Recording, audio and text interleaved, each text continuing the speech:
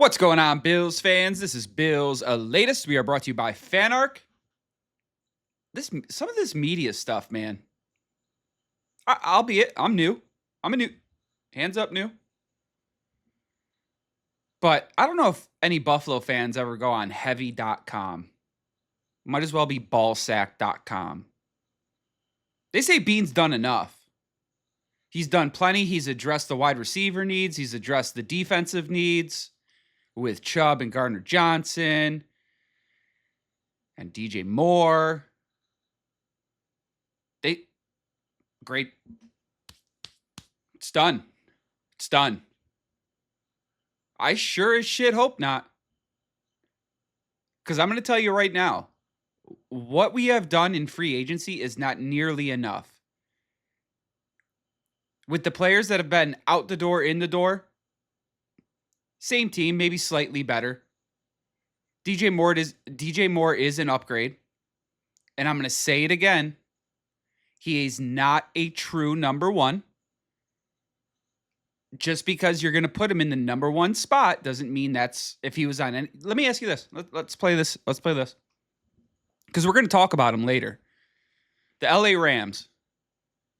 They're thinking about getting A.J. Brown.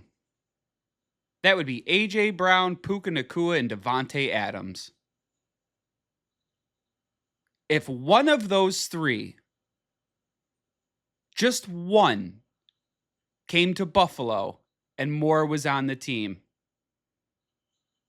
who's the number one? I'll wait. Rams have three number ones, potentially three number ones if they get A.J. Brown. If DJ Moore were to go to Los Angeles and play with Puka and Devontae Adams, he is a number three. Do you see where this is going?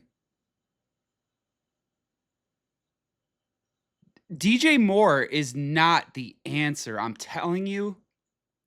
Bills fans, I feel so bad for you. You've bought it hook, line, and sinker. Because, again, it's a name you know. I can't get behind it. I can't. As much as I try to be positive, I watch football more than just Buffalo Bills football. And that wide receiving core is still not great. No matter how you want to slice and dice it. Unless somebody else is brought in, it is going to be tough sledding. And this team, with the current free agents that we have brought in, it is hope and pray. It is hope and pray they can fill the gap and the need that this team has. But I just don't see that being a long-term viable option.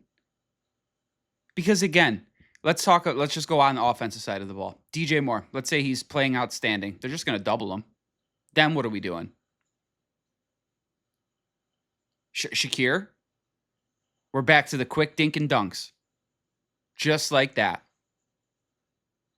And for those thinking that Cook is going to have just the same year that he did this past year, doesn't happen like that. Very, very rarely. If a guy's the league leader in rushing, does he repeat and have an outstanding year? Very, very rarely. I don't want to be the guy to put this out there, but more often than not, they get a little banged up. So now let's say Cook gets knocked down and is out for a few games. This offense hasn't changed much. It has not changed much. So I guess I don't know where all of this newfound optimism in the core free agents that we brought in has come from. Bradley Chubb off an injury. Gardner Johnson had an okay year last year. He's been a ball hawk before. Was great with Philly a couple years ago. DJ Moore has been sliding the last couple years. getting beat out by rookie wide receivers in Chicago for the last 2 years straight. And then you take a peek at what Los Angeles is doing, and they're trading all their picks. All of them. If they see a guy that they want and they know can improve their team.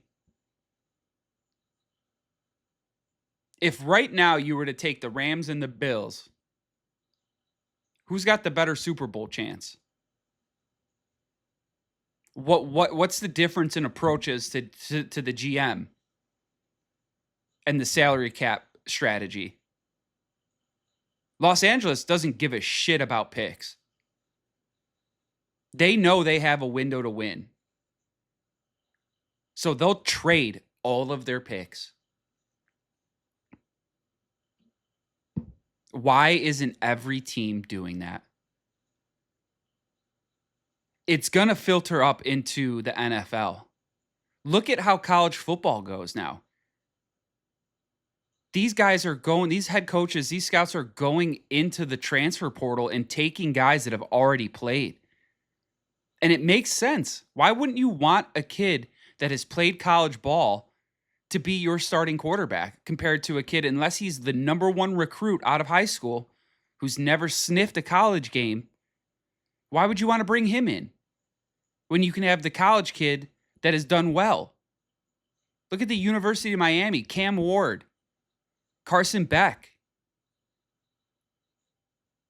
Like, that's the way it is going. The players thought they got a great thing, and they did. You can get in a little earlier now. You can get some more money, but also it's a lot harder to get in.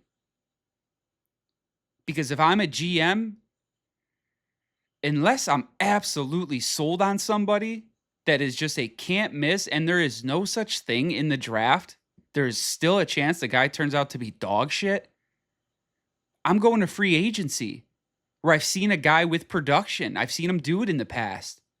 I know where he's at. I've seen him play at the highest level. We talk about draft capital. What is the capital in teaching and prepping these guys? How much time and effort goes into that? How much money goes into that? So when you bring a crafty vet in, you don't have to do as much of that.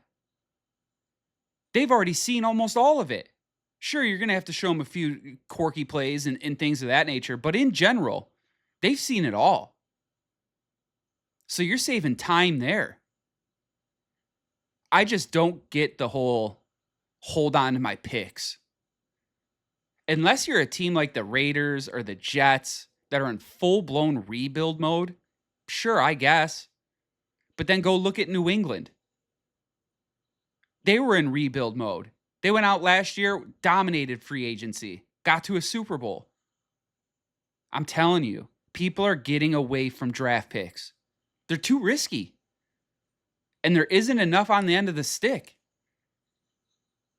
There's only one or maybe 5 guys that end up popping off a year. It's just not worth it. And to me, as a Bills fan, it's frustrating seeing them hold on to these picks.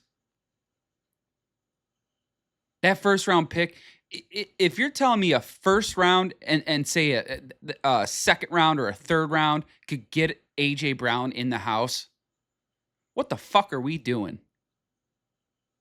You're just risking somebody else is going to come in there and swoop them. And I wouldn't be surprised if it was the Patriots because they get active. So Bills fans seem in general now more happier than I would say not. I'm still not nearly as content as most Bills fans. I'm seeing through the bullshit, the smoke and the mirrors.